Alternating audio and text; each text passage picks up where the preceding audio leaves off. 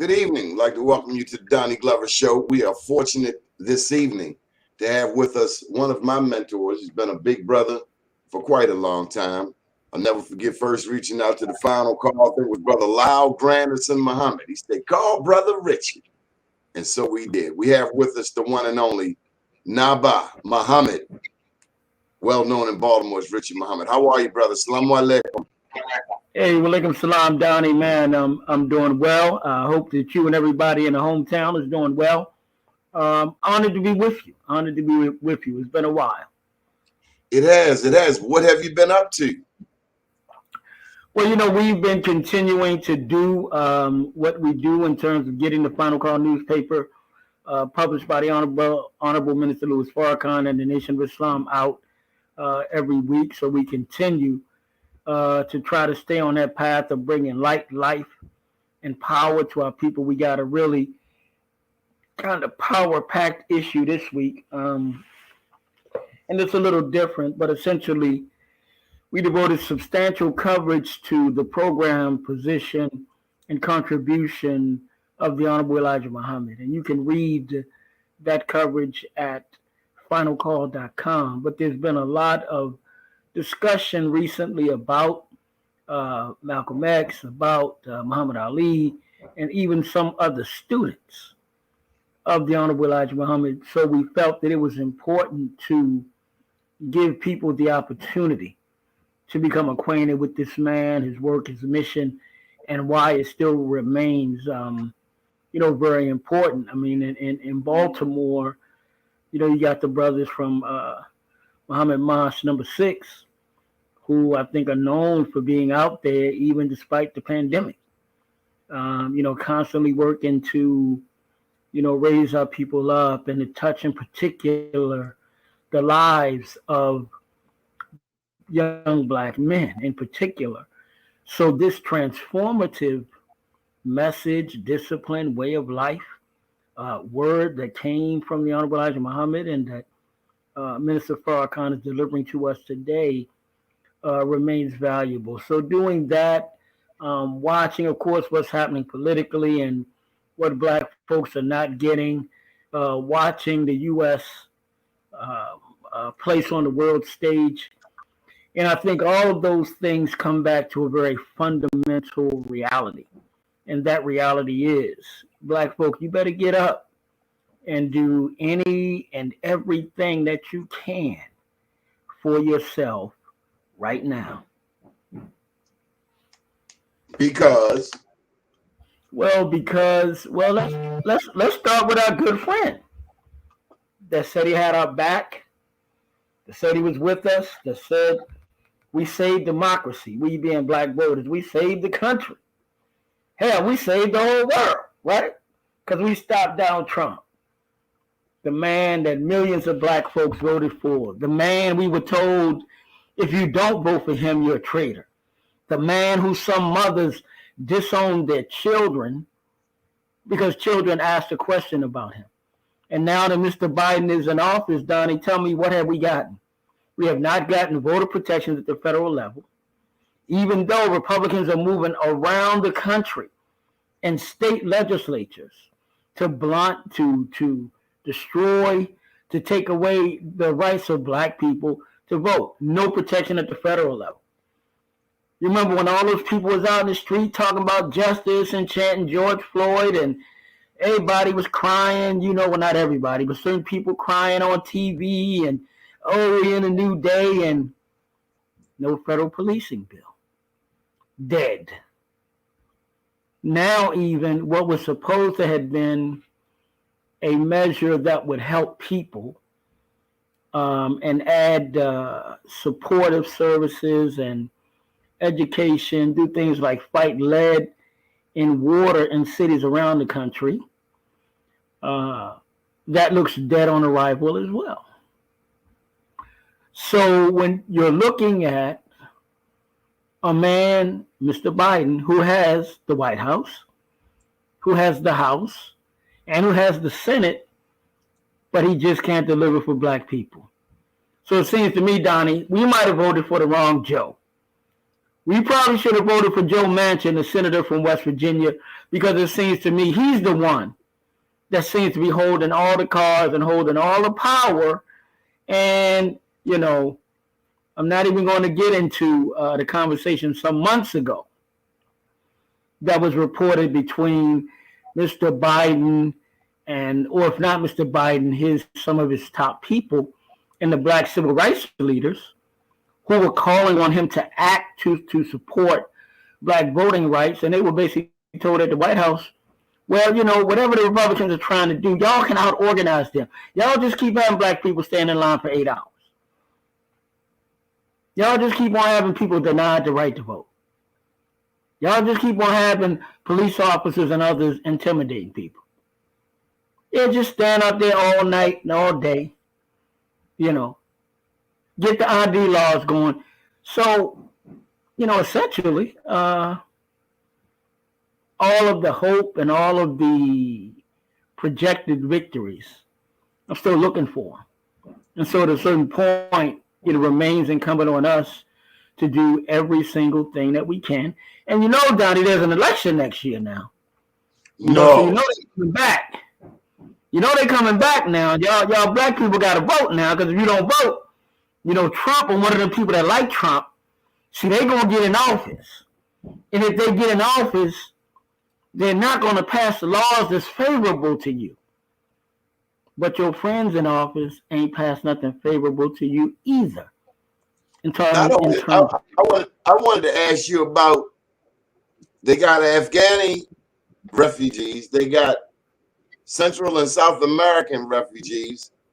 I want to know what the final call had to say about the Haitian refugees that were whipped by men on horseback at the same border.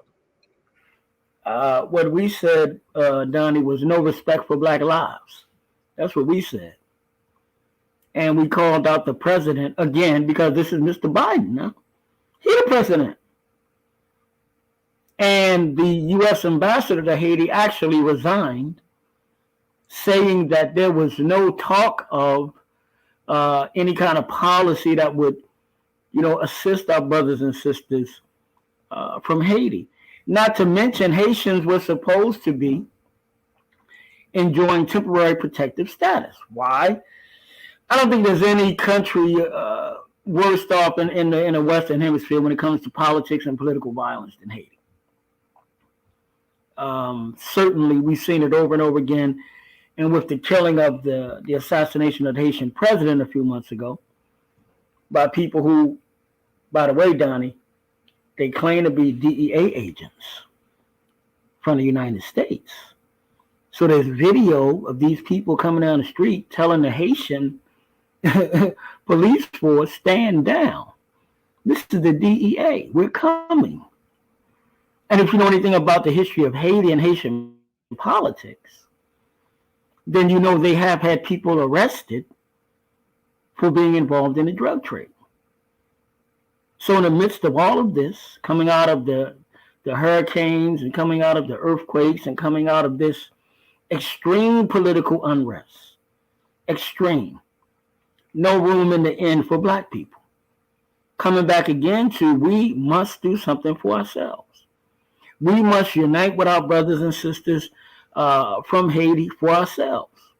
We cannot sit by and wait for somebody else to decide what the U.S. policy toward Haitians and Haitian migrants should be.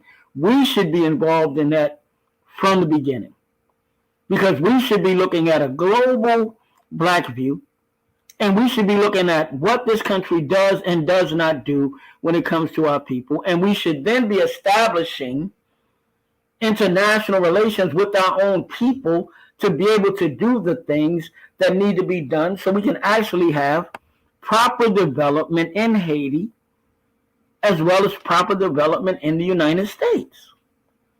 Because neither community, neither the Black American community, is being properly developed.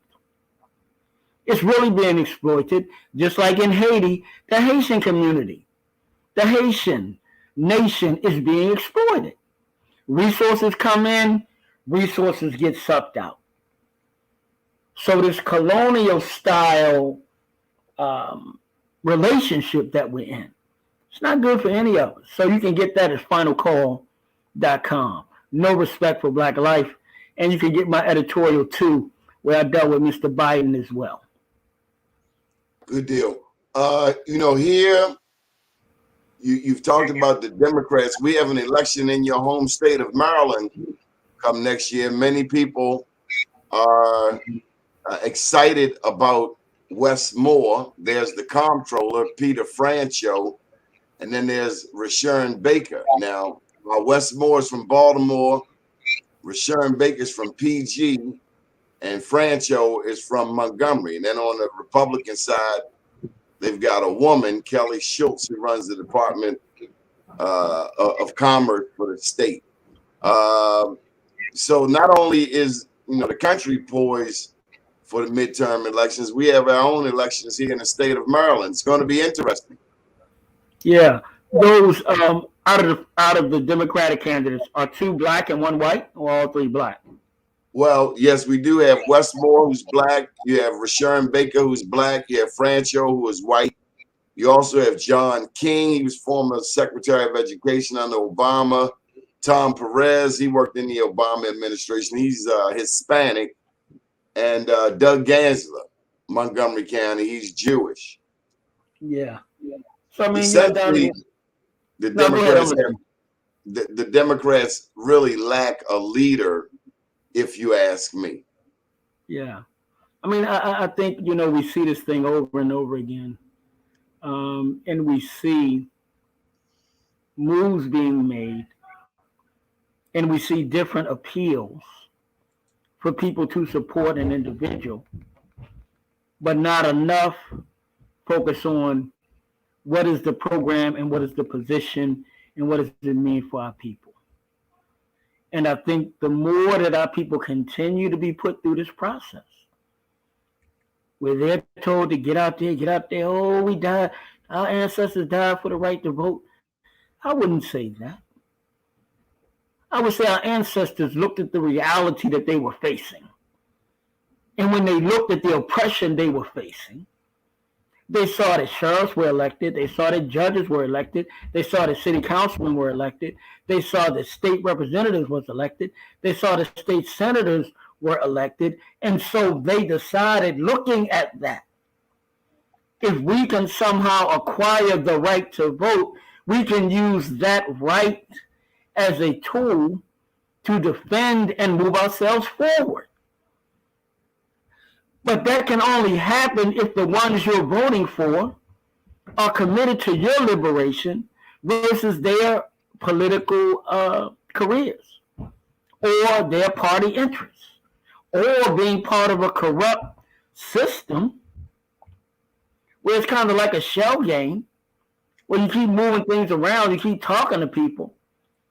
But where's the fundamental change that people want? Donnie, there used to be a couple things. There used to be something called voter education and voter mobilization. And voter education was about getting people involved so that they would be organized, they would understand issues so that they could act in behalf of themselves, their families, and their communities. And then you had political mobilization, which is now getting people to actually participate in the voting process. Very few people today, Donnie, talk about voter education.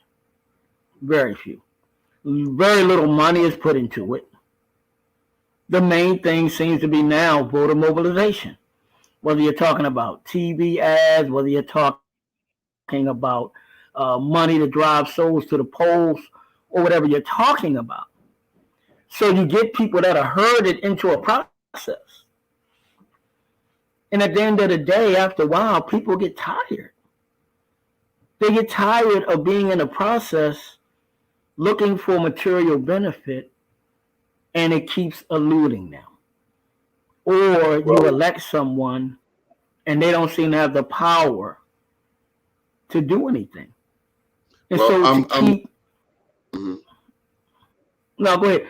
And so to keep playing on people's emotions, People get Okay, so tired. one of the reasons I had to talk with you is because you being there in Chicago, you've seen more murders than we have seen in Baltimore. But Baltimore is off the hook. I don't know if you've been following the local news, but it's like Chicago. Yeah. And nobody seems to have a clue. Nobody gets responsibility. Not the police chief, not the state's attorney, not the mayor.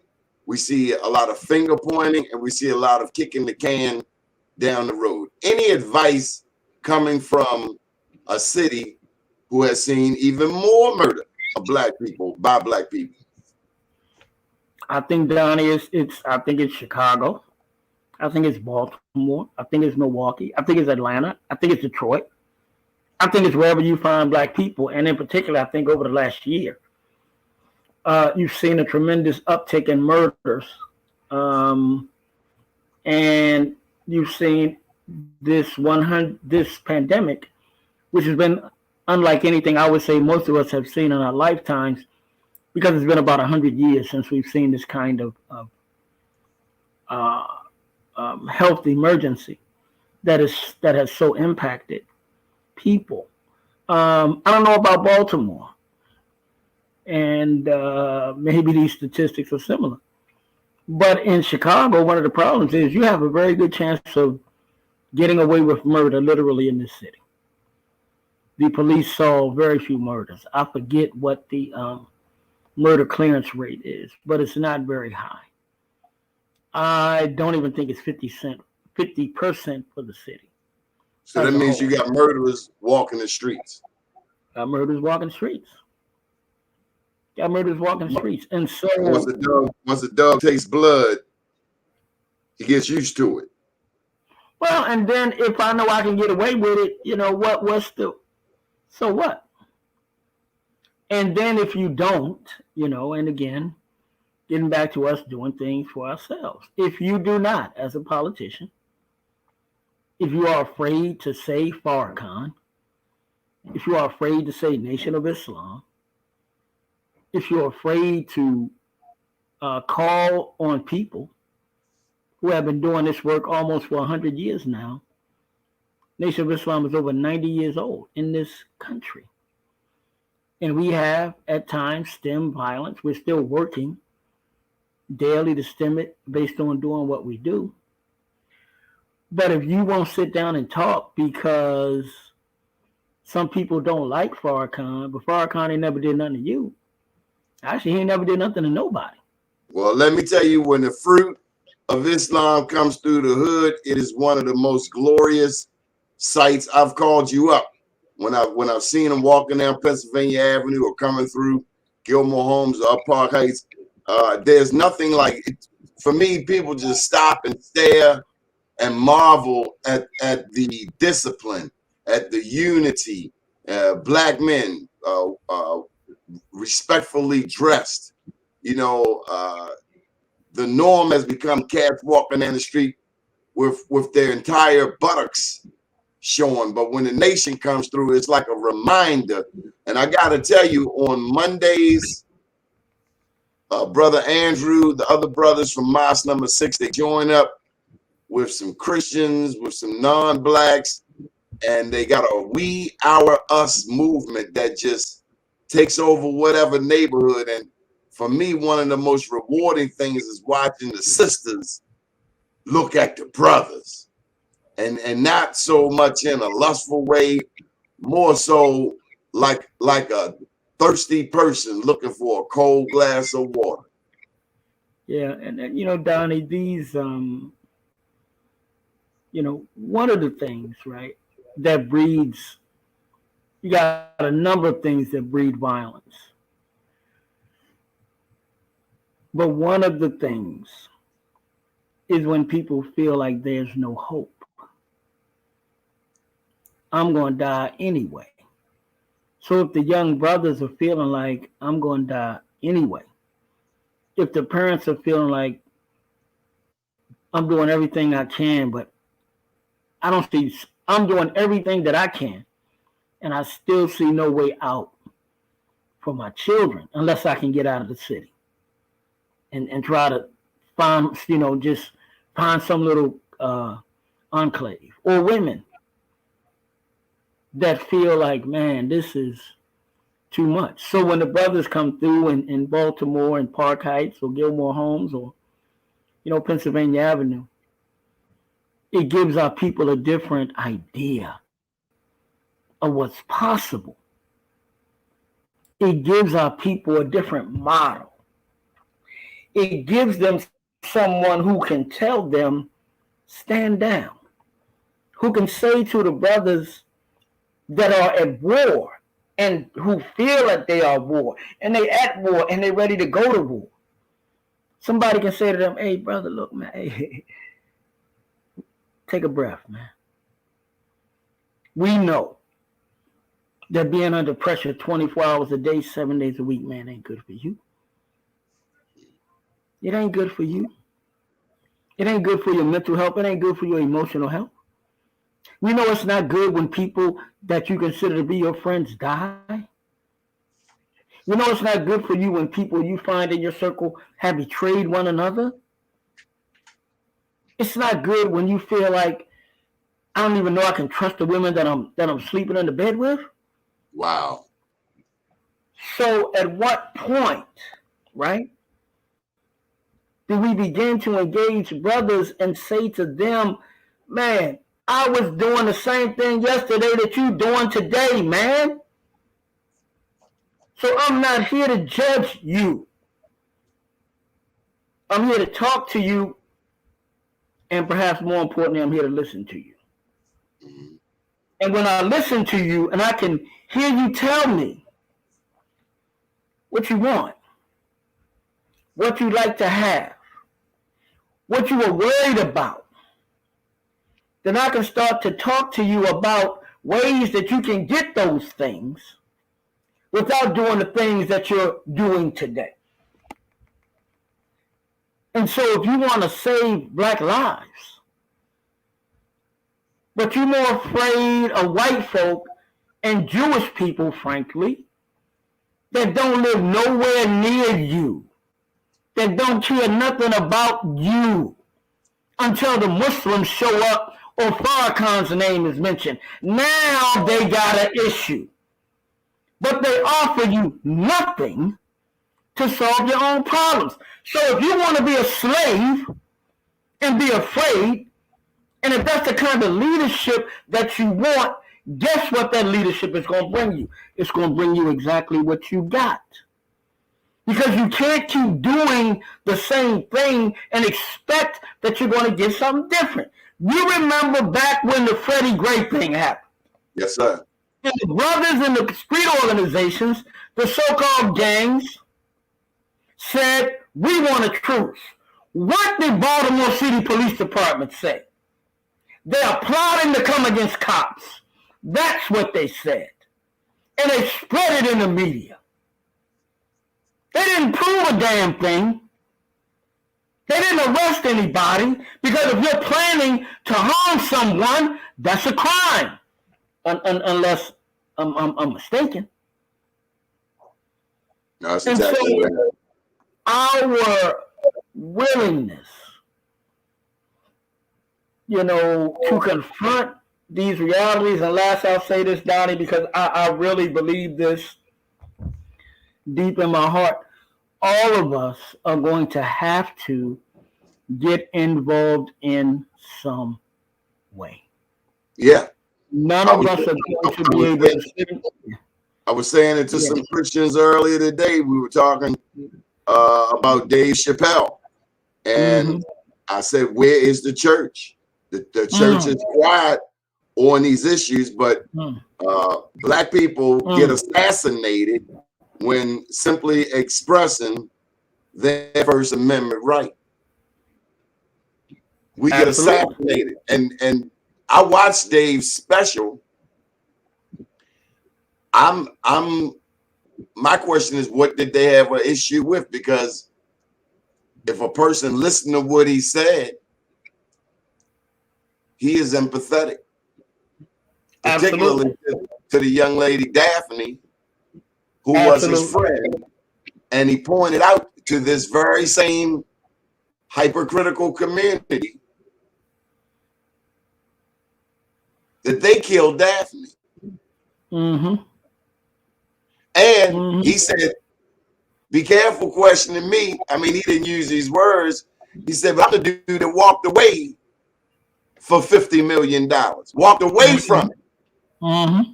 So when you, Mm-hmm. before you come over here after me, get your facts straight. Absolutely. Absolutely. And so our ability, man, I saw that special, I watched it, and again, there was nothing there, man, that was hateful. The man They got did Negroes going after him. Negro. because when you see a Negro moving, you know they got a slave master. Yeah. When you see a Negro move and know that there's somebody that they're trying to please, they want to make sure that they are on the right side of white folks and these different groups. And as really Dave Chappelle said in his special, what he talked about was the various degrees and the various definitions tied to whiteness and how they pick and choose whichever one they want to identify with at whatever time. Yeah. But at the end of the day, it's still about the great whiteness of whiteness. Yeah. And so but I think that fundamentally, and I really believe this, all of us are going to have to figure out where we fit in this thing individually and collectively. So some will be out on the street dealing with people, others may not, right? Some may be involved in training, some may be involved in fundraising, some may be involved in providing other services, training young people. Some people may provide spiritual guidance. Some may provide a little money. But I think all of us have to put something in this pot to solve this problem. And I think the more that a person gets involved themselves, the higher the likelihood that they're going to start holding those who should be doing the job accountable. Because if I'm getting out of my bed and coming to a meeting, if I'm up at night working, then I damn sure want to know what my city councilman is doing. I damn sure want to know what the mayor's doing. This brings me to this new generation. Have you met Tamika Mallory? I have. From my perch, I was so encouraged to hear her words when she was speaking about the Kentucky Attorney General. Mm-hmm. Any thoughts on this new generation of activists and freedom fighters? Donnie, I think that they, like us, are on a path, whether we know it or know it not. And I think that path is going to lead us to have to make some hard but very serious decisions. I don't know if you saw her at one point, her group was down in Louisville for about a month. And they had the billboards up all around the city, and they were doing the daily protests, and they had everybody coming in. And I don't know if you saw, she did a video. And at one point she said, I don't know what the answer is, but this is not working. Right? This protest is being down here because the state attorney general basically did nothing. Now the city settled with Breonna Taylor's family, and I think they fired two officers, I think. But there was still nothing moving in terms of prosecutions, nothing moving in terms of reopening that investigation. So I think the more and more that our people engage, we start to come to certain realizations. I'm going to share something with you, brother, that the minister said in a message. Actually, it was November 18th, 2018. And I'm not quoting him perfectly, but what he said essentially was, when the God makes his decree about something, he gives you time to try everything that you can think of to make what you have in your mind work. He said, so black folk, you have in your mind that you are going to be with white folk, that it's going to be peaceful, that it's going to be pleasant. He said, but it's not going to happen. Not on the terms that white folks want. Because they only want peace to the degree that they are in control and there's an absence of tension. They don't want peace based on the presence of freedom, justice, and equality for all. So what I'm saying, brother, and we believe we are in a divine time. And if you don't believe it, look at this country. I mean, take a good look. Look at the politics. Look at Satan casting out Satan, or white politicians casting out white politicians. Look at these different entities that can't lie like they used to. Look at the economic problems that they can't solve. Look at the social problems they can't solve. Look at the pandemic that they can't solve. And look at the division inside the country. Tell me about COVID. Cannot solve, man. Right? So we believe, brother, as the Honorable Elijah Muhammad taught, this is the time of the fall of America, just as the Bible talks about the fall of Babylon, the fall of Egypt, right? The fall of these wicked countries and empires of the past. Either what we read is fairy tale or it's prophecy. But if you want to say that these countries were destroyed yesterday, and America is doing the evil that she's doing today, doesn't she face some kind of judgment? Oh yeah, karma's coming. Hey, I mean, you know. But isn't that why these Republicans are fighting so hard? Because America is getting browner by the second, and it's just a matter of time before whites won't have the political power that they've had for 250 years or so. Yeah. Yeah. The thing is, you know, Donnie, the other thing is, look, the other thing is,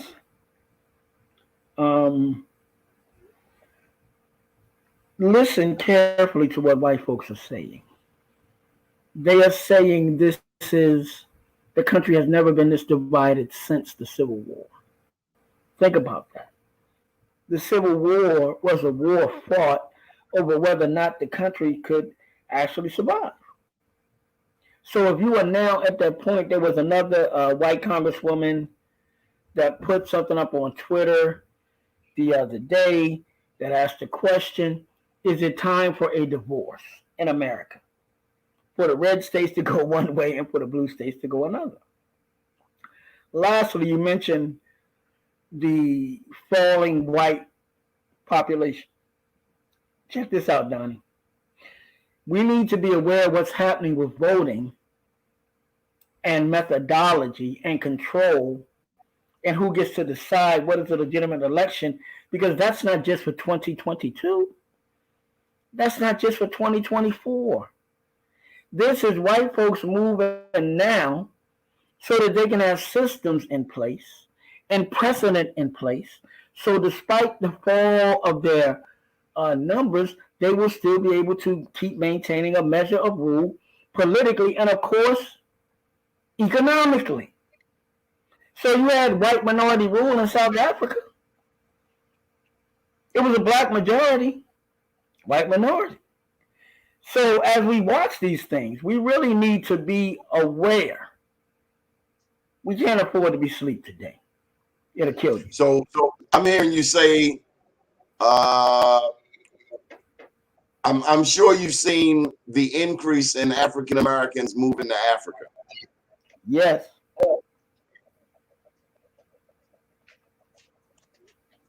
Is that a viable option? Man, brother, hey, you know what?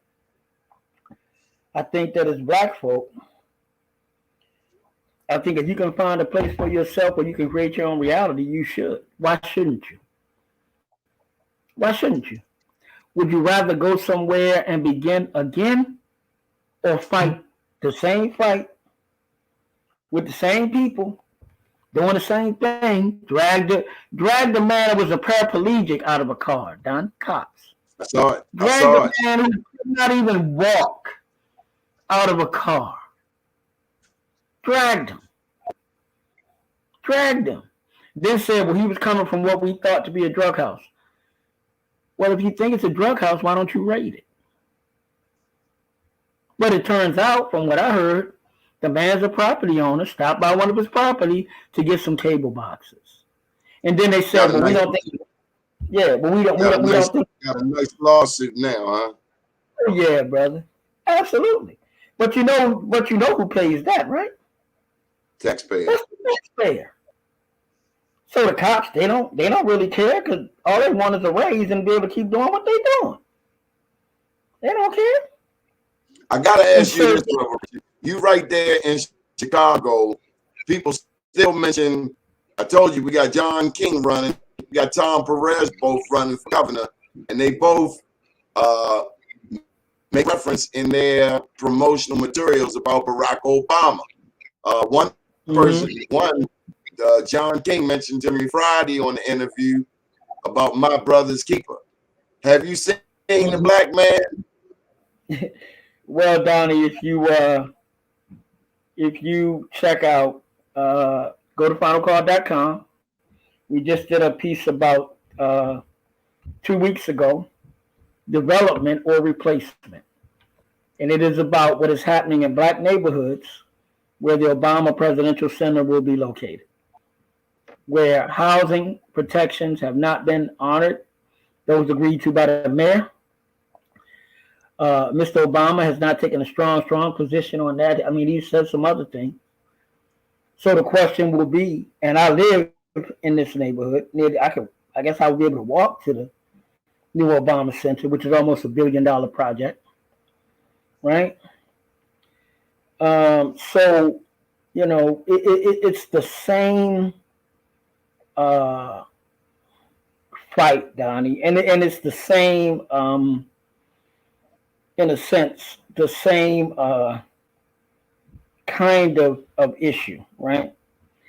Because, you know, it's very difficult for black folk to separate policy from personal relationship or personal adoration. And of course you got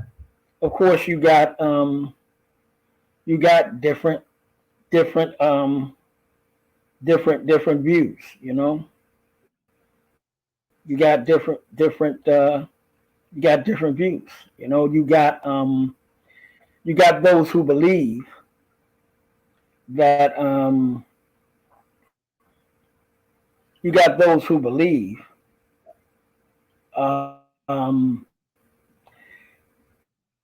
that it would be good to have Negroes moved out of here, right? That it would be good to have Negroes moved out of here because they believe that, you know, getting white folks in here is the way to bring the neighborhood up. You get what I'm saying? Do black people want to come back to the neighborhood? Well, they haven't been pushed out yet. That's the whole point. Well, in your old Baltimore, of course, it's changing. I was saying in your old Baltimore, it's really changing. White people want to come to the same town. Black people want to move to Owens Mills. Oh, well, I mean, we've seen that pattern over and over again. So in addition to the Obama Center, the south side, which is where black folks live, and this area, you got public parks, you got access to Lake Michigan, you got a metro system that goes to Indiana, Wisconsin, Michigan. You got direct bus lines right down into downtown. You got You got as well, you got as well a highway that basically you take the Skyway and it takes you into Indiana and Michigan. So whether you're going downtown, north, south, east, or west, and the cost of property is so much lower here. In the north side where whites live is so congested, right? That you could get a lot more land for your dollar south than you can up north. And a lot of the property and a lot of the buildings are really beautiful structures, man. Really beautiful structures. So they've been steadily moving into this area. So I this want to is go back. part of our I want to go back to the Honorable Elijah yeah, go ahead, Muhammad. Donnie. I was speaking with Imam Earl Alameen earlier today. He spoke about how this man with a fourth grade education was able to build and lead the Nation of Islam. Any thoughts on it? Well, I think, Donnie, that there's no doubt, and of course, me being in the Nation of Islam, I have studied this teaching for the past 35 years, and it has improved my life. But I think when you look at the students that this man produced, Malcolm X, Muhammad Ali, Imam W.D. Muhammad, as well as great local ministers like Isaiah Kareem in Baltimore, and others around the country, the Honorable Minister Louis Farrakhan, that you do yourself a disservice when you only listen to your enemy and you don't read what this man wrote for yourself. When you don't study him for yourself, so they give you people who are dead who can't lead you. And they give you a version of these people while they're dead. And they omit the hatred that they sowed among these people when they were alive. So they give you a sanitized version of Dr. King. They give you a sanitized version of Brother Malcolm. They give you a sanitized version of Muhammad Ali. And they wrap them in the American flag. They say that they're part of the fabric of this country, but each of those men was trying to, in their own way, rip that fabric apart because it was untrue. And so, Dr. King, it was about true nonviolence at home and abroad. With Brother Malcolm, he never said he was a civil rights leader. So any of you to say that, you need to stop and learn and listen and stop listening to people that hate Brother Malcolm. And I'm talking about white folk. He said, I am a Muslim. Those same people that they bombed in Afghanistan, same people they slaughtered in Iraq, the same people they're killing over in Pakistan with the drones, the same people they're watching die in Myanmar, the same people that are dying in parts of West Africa today, Muslims. Malcolm was one of them. And he said, I'm a black, not political philosophy. So that's something about self-determination. Brother Muhammad Ali, man, what made him wasn't his great boxing prowess. It was his wisdom and his stand for our people. His bold stand, right? His bold stand for us. And what that meant, you know? I gotta ask you, Brother Richard, were you pleased with Regina King's movie, And A Night in Miami? yes, I loved it. I did.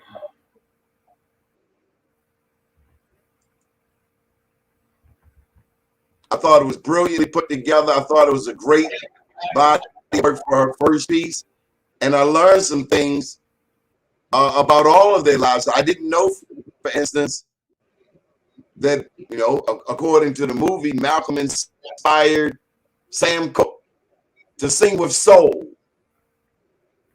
Brother, yeah, I don't think that's quite accurate.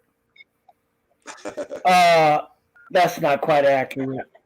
Look at when Sam Cooke recorded "A Change Is Going to Come," the year that it was.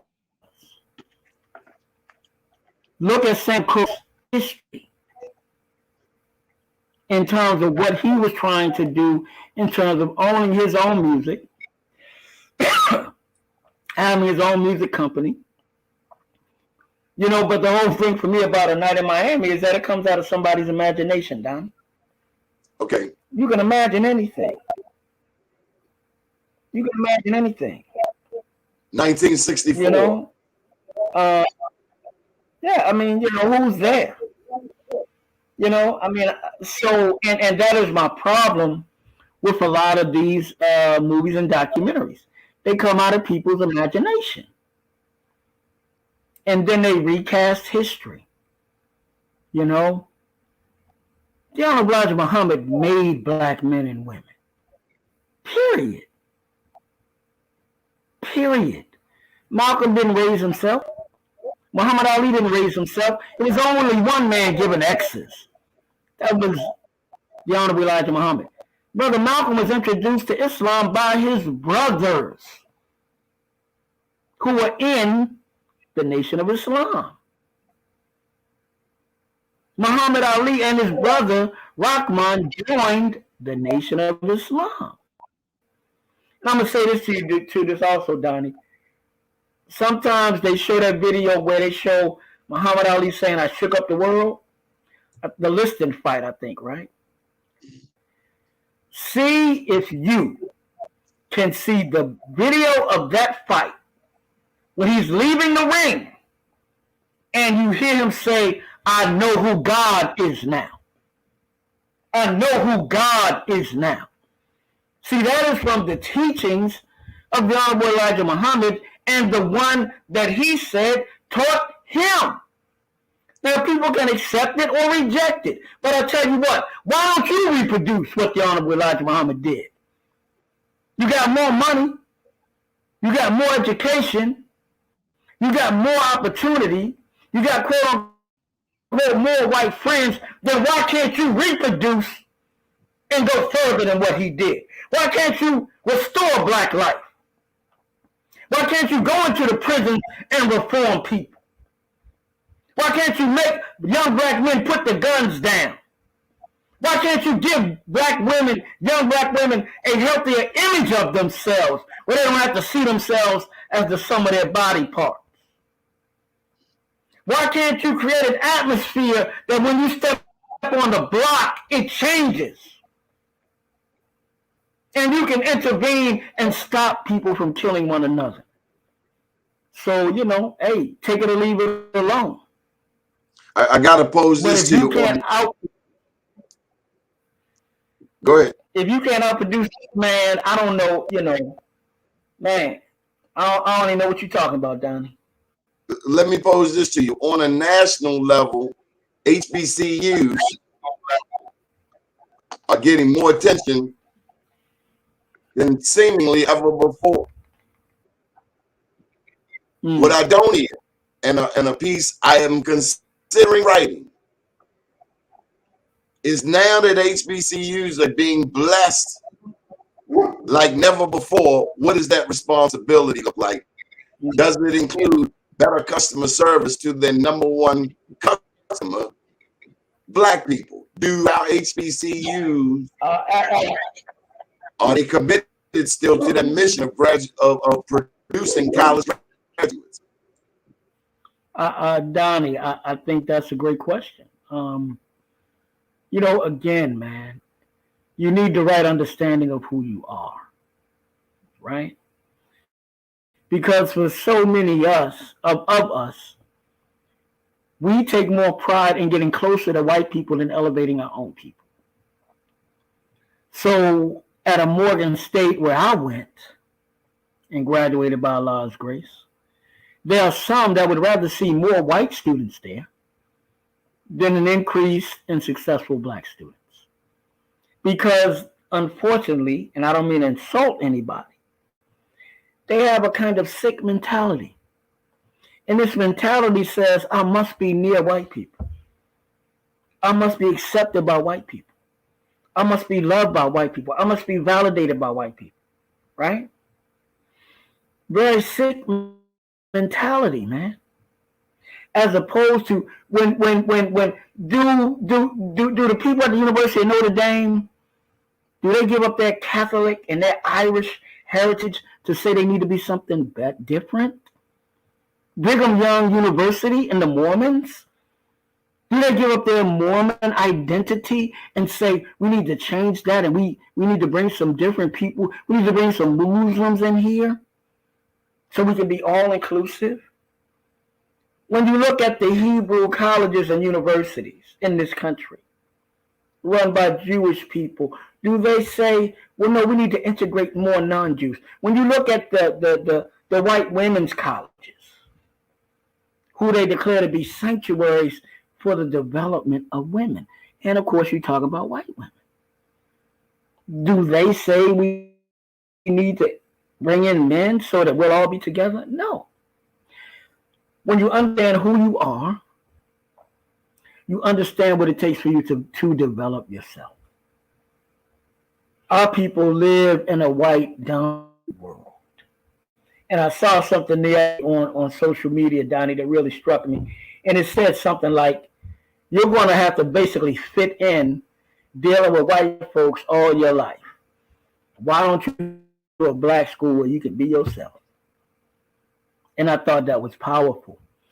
So I think that administrators, teachers, and I think, Donnie, by and large, I think they are committed. I mean, I got to say, I can't hear you. My success at Morgan, I had great support, man, from black folk that helped. You, I can't hear you.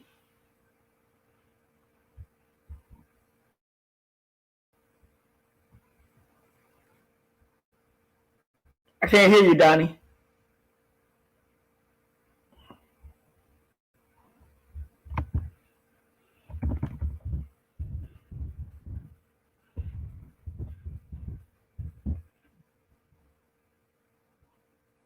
Can't hear you. I can't. I can't. I'm sorry, Donnie. I can't hear you.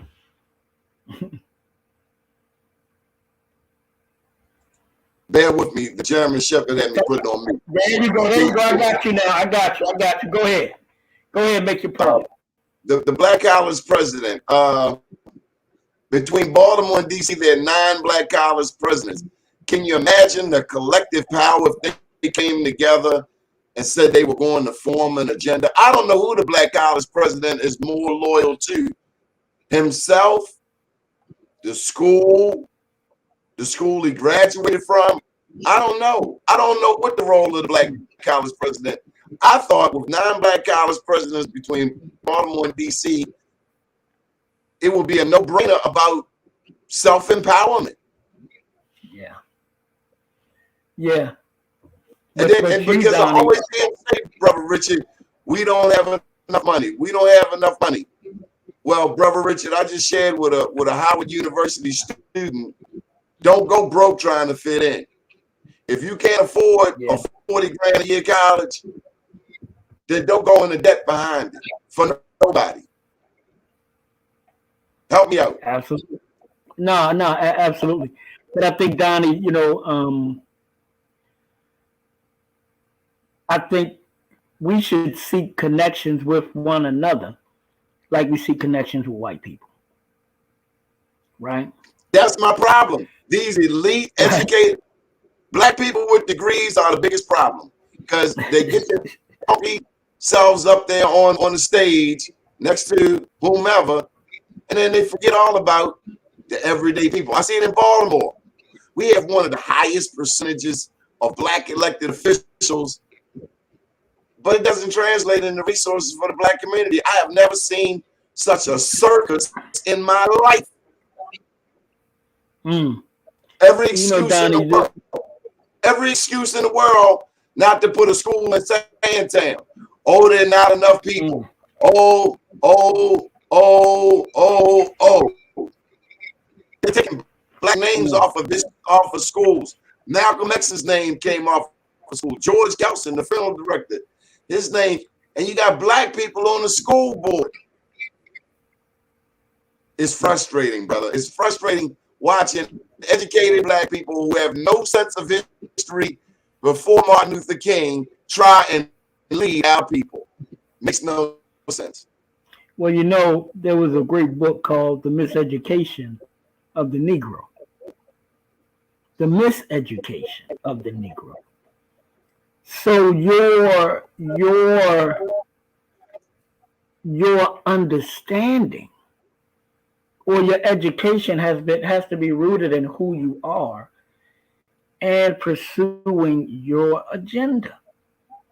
This is what every single group does in this country. Now, of course, you know, white folk give and white folk take away. But the other question is, where's the black alumni? Where are they in putting money back in the schools? Where are they where are they in activating and working with the schools and working with young people? So that's my point. I can tell you this. Look, at Coppin, the alumni is under the university, where the Alumni Association ought to be self-sustaining. So even though it may be an alumni association and they make goals, we want to do this, it's under the leadership of the university as opposed to being separate and self-sustaining.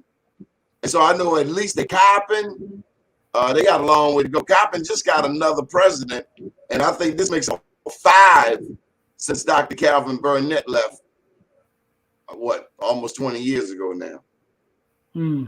Yeah. We got a lot of chicanery, brother, a lot of wasted time and energy.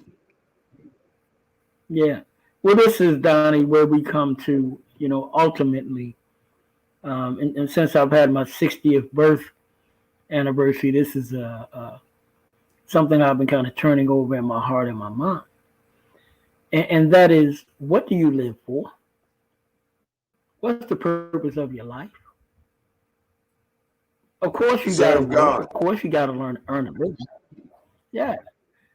So if you understand your purpose, and I say that in this society, we give lip service to service, but we don't really celebrate it. We don't support it. We really don't even respect it, because we disrespect people that serve us every single day, right? But as you come into the knowledge of who you are and an understanding of your purpose and an understanding of life, you begin to understand, man, life is bigger than a car, a house, a home, or my personal comfort. You have to find a reason, a cause, a mission to live. And for me, there's no reason, cause, mission bigger than me doing my part for the progress of my people. Regardless of the cost, and I hope that whatever cost comes, I'm able to bear it. But I've tried to contribute for 35 years in some way. And I've tried to be consistent. And I can say now, Donnie, at 60 years old, man, I don't have to have a midlife crisis. I don't have to be well, I'm not retired, but I don't have to retire and wonder, how did I spend my life? I spent the majority of my life now working in a cause, working for a people that I love. That satisfies my soul. So my hope is to continue to build the institutions, the Final Call, and other institutions in the Nation of Islam, because this is, again, what we have to do. Institutions outlast people when they're properly constructed. So we have to constantly look at institutions and look at how do we bring in young people. Bruh, I'm looking for young people. So any young journalists out there that's hearing my voice, what you want to do? Calling you out. If you want to do something, then you go to finalcall.com and you reach out to me, and let's see what I can do to help you. Since you want to do something, If you want to be about it, be about it. Because I want to help you be about it.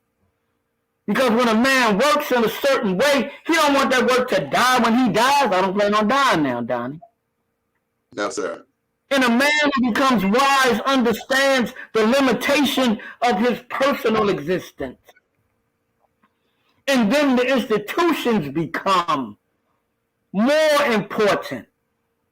Because the institution, by Allah's grace, will be able to deliver more and more and more over time, man.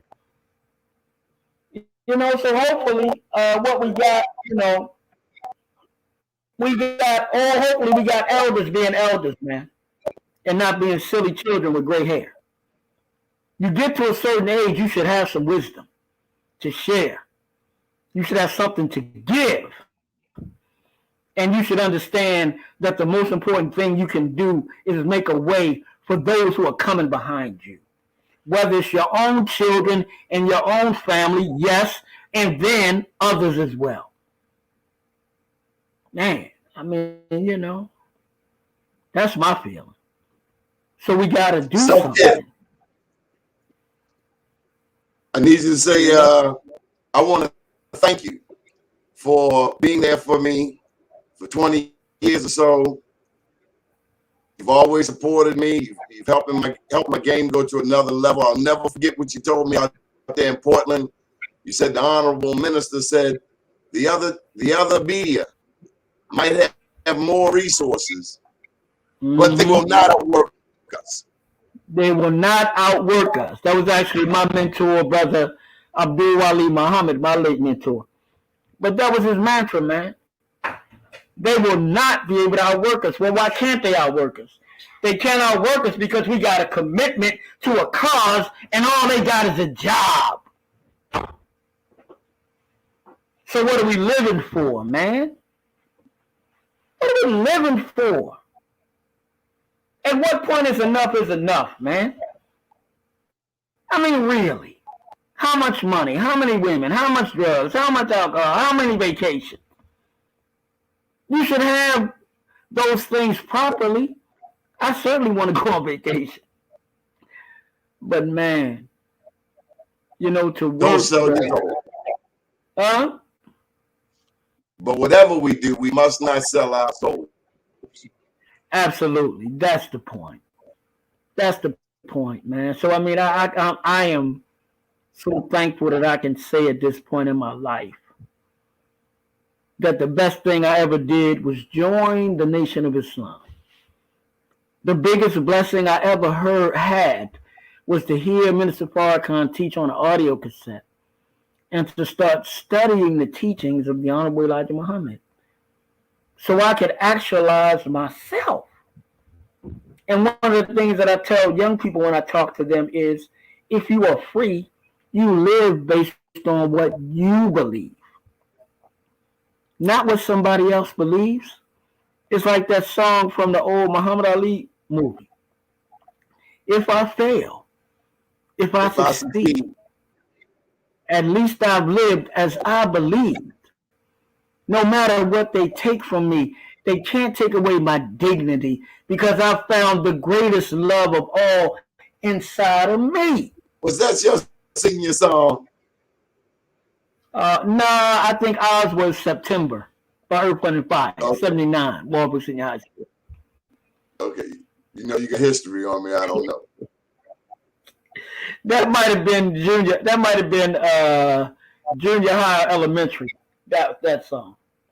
I think that was a lot of people's song, class song. Yeah. But I remember the words. I remember the movie. To see the children laugh.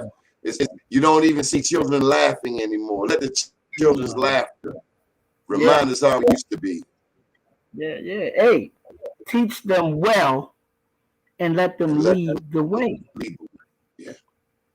So that means that, again, we have to give to our children that which we want them to become, man. I'm telling you, I got 6 children, Donnie, which you know. I thank Allah that I've been able to take care of every single one of them, and I got the actual literal receipts to prove it. But what I do more and more, Donnie, I try to affirm them, all the way from the one that's 32 to the one that's 15. I send them little messages, reminding them of who they are, reminding them of what their names mean, because all of them have beautiful names, reminding them of that they have a duty to develop their gifts, reminding them that they're important. We have to do that, man. In a world that's trying to destroy our children, even if your baby or your niece, your nephew, or the little brother on the block is on the right course, you still got to pour into him, because he's living and she's living in a world, man, that's out to destroy her. So the ones that's on the right path, they need help too. The one that's on the wrong path, we know they need help. But I wrote something earlier on social media, and I was thinking this morning, but I said something like, we as black people, we've had hard lives, and so what we often did, we toughened up our children, so we beat them. We said negative things to them. We pushed them around. We toughened them up because we felt they were going into a world that was cruel. And we felt they had to be tough and strong in order to survive. But what we didn't understand was the biggest thing we could give them was love of themselves and our support in them knowing we would be there fighting with them and on behalf of them. And then you start to build them up. And now your love becomes that hard outer shell or that armor that the negativity can't penetrate me. Whatever you say to me, man, my dad got me. I don't know about you. Whatever you say to me, my mom got me. And we say to our children, you keep going. That teacher you got a problem with, I'll meet with them. The administrator you got a problem with, I'll meet with them. The cop that's trying to harass you, I'll meet with them. The institution is trying to fail you, I'll meet with them. So no matter where the challenge is coming from, I'm coming to meet it. You ain't destroying my baby, not one of them. And you tell your children, keep going. You give the expectation that they will be great. You share some of your struggles and you teach them lessons of life. That life is a struggle, so embrace it. Don't have a misunderstanding about life. And then you see them do it. You tell them keep the faith. You tell them that Allah never wastes the work of any worker. And you tell them make adjustments.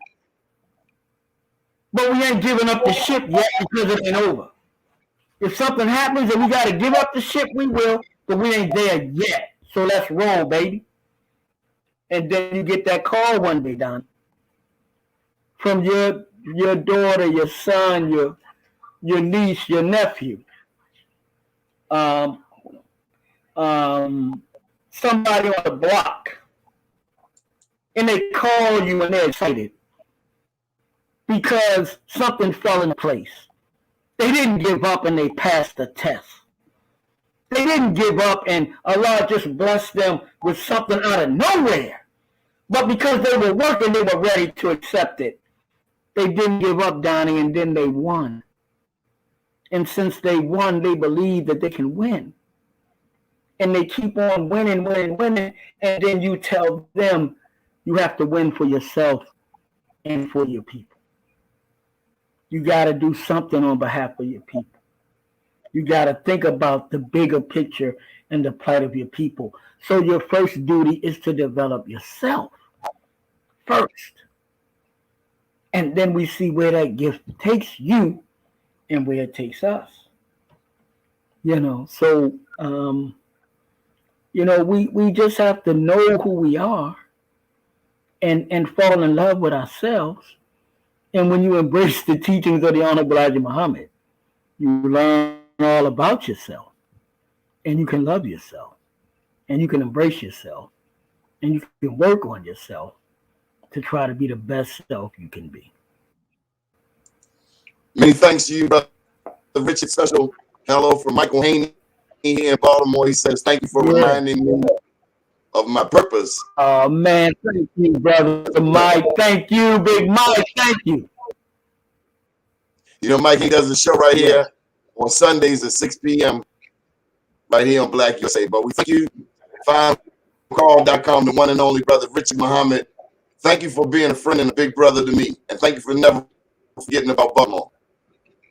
Brother Donnie, thank you, man. Anytime, finalcall.com. Go follow us on Facebook, Twitter, all the social media. Drop us a line. Let us know what you think. Hit us and let us know if something that you think we need to look into. I guess we wrapping up, so I guess I can say assalamu alaikum. Wa alaikum salam.